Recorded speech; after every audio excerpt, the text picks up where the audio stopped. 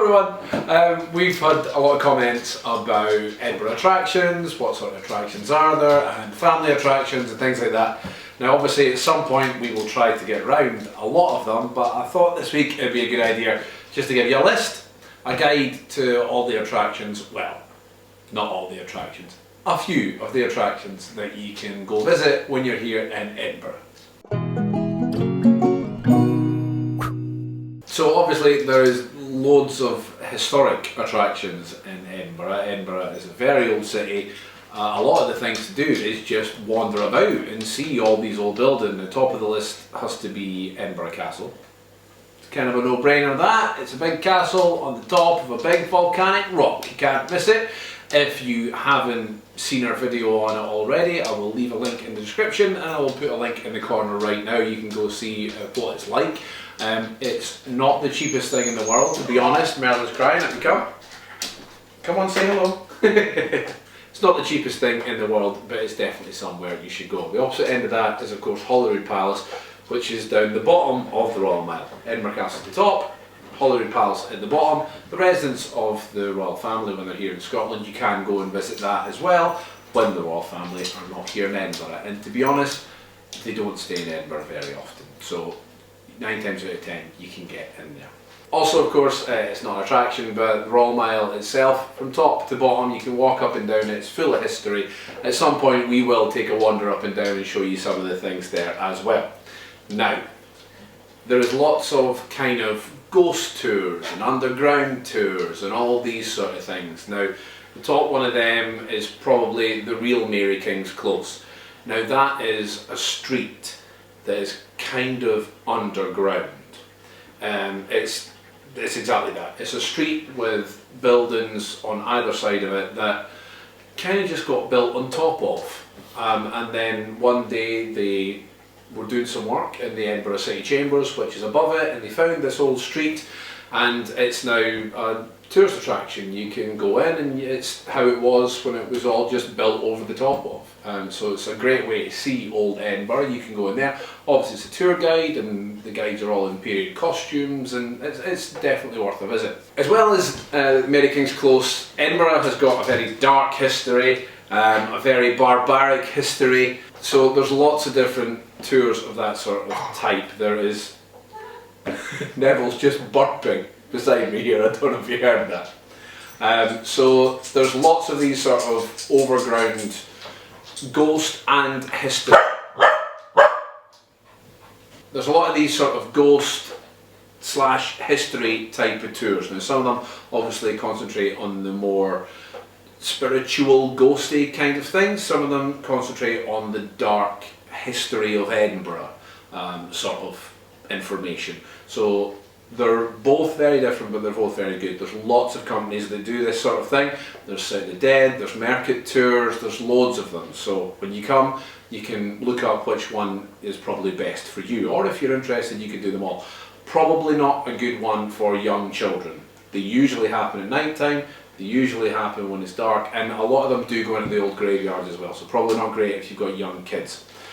Also with that, there is the Edinburgh Dungeons. The Edinburgh Dungeons is Edinburgh Scottish history all in one building, and it's kind of a tongue-in-cheek kind of way of going round Scottish history. They've got jump scares and all these sort of things, and they tell you a rough version of the stories, but it's a bit more comedic. And it's a bit more fun.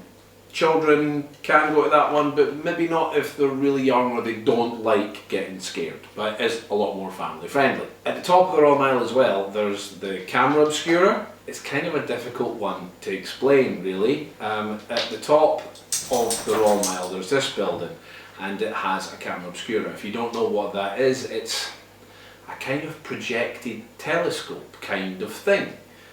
Where they've got a lens camera at the top of what looks like almost a little windmill kind of thing in the middle of the city, and it can look down at the Royal Mile and it projects through mirrors and things like that onto an inverted dome Edinburgh, and they can zoom in and they can look about. It's a lot of fun. However, in that building as well as that, they have lots of optical illusions and funhouse kind of things. So they have 3D holograms, they have a mirror maze, they have all these sort of things, and it's a lot of fun.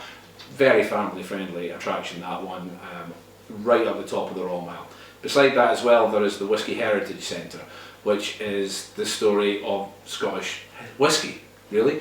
That's got a ride in it as well, and it takes you through the history of Scottish whisky, and at the end, if you're old enough, they give you a taste of whisky as well. So now there's a lot of museums in Edinburgh. There's the National Museum of Scotland, which I've kind of already touched on in my top 5 free things to do in Edinburgh. If you want to check that out, I'll leave a link in the description below. That's obviously got a lot of Scottish history artefacts, but it's got a lot of world history artefacts as well. You know, it's got your typical Egyptian sarcophagus and all those sort of things. So it's always a good visit, and it's free. There's a Scottish National Gallery on Princes Street, just at the bottom of the mound. There's a Scottish Portrait Gallery. There's loads of things like that. I won't go into all of them. Another good one though on the Royal Mile is the Museum of Childhood. Now that is a museum of kids' games, essentially, going right back to when kids were playing with a stick and a hoop, right up to more modern PlayStation things. It's a history of children's toys and games. It's on the Royal Mile, it's not expensive. That's a really good one to go and visit, and obviously very kid friendly.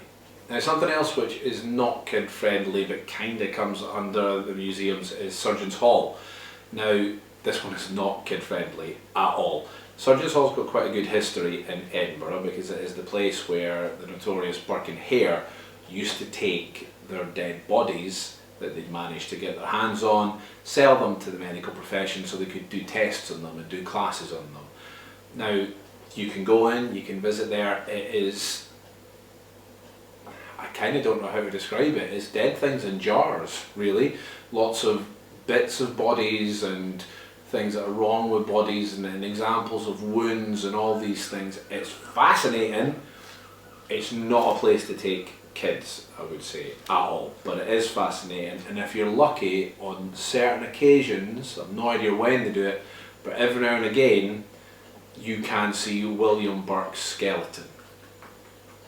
For some reason I got a wee doggy kiss when I said that.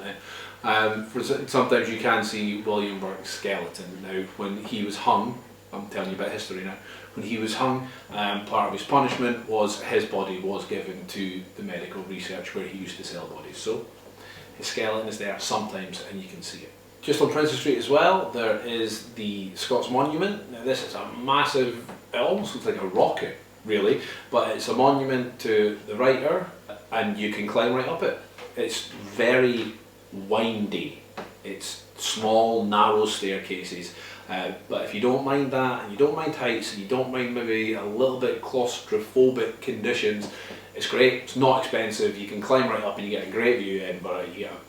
You get a brilliant view of the castle as well. Good for if you want to take pictures and things. Now a little bit out of the centre of town is the Royal Yacht Brittania.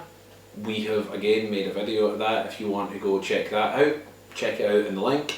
It's the Queen's boat. It's the boat that the royal family used to travel around the world in, both on official visits and on family holidays. It's actually really good. We went and visited it just at the beginning of the year. We didn't know what to expect and we really enjoyed it. It's a lot of fun. So if you don't mind going a little bit out of town, not too far, then you can head down there and you can see that.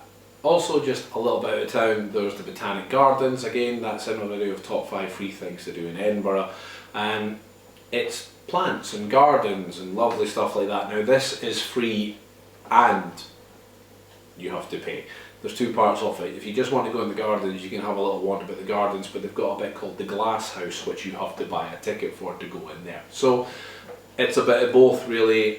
It's kid friendly obviously because it's plants. There's not much to do though apart from wander about, enjoy the gardens and see the plants.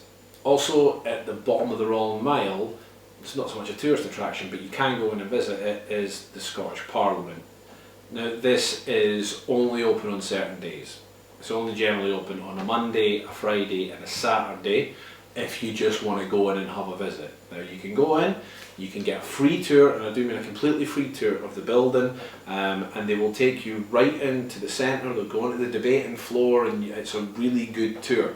There's 2 ways. You can walk in and just ask, or you can go online and check it out and book a tour that way. It's completely free, it's well worth a visit. Tuesdays, Wednesdays and Thursdays when Parliament is in session, you cannot do a tour because they're using the building. All the MSPs are using the building. However, if you're really interested, you can go and watch a debate with the MSPs for completely free as well. You can just walk in and say what's being debated, what's going on in the chambers, and you can go and watch it if you enjoy that. So that's there as well. So at the bottom of Royal Mile, but just kind of beside the Scottish Parliament and Holyrood Palace, there's a place called Dynamic Earth.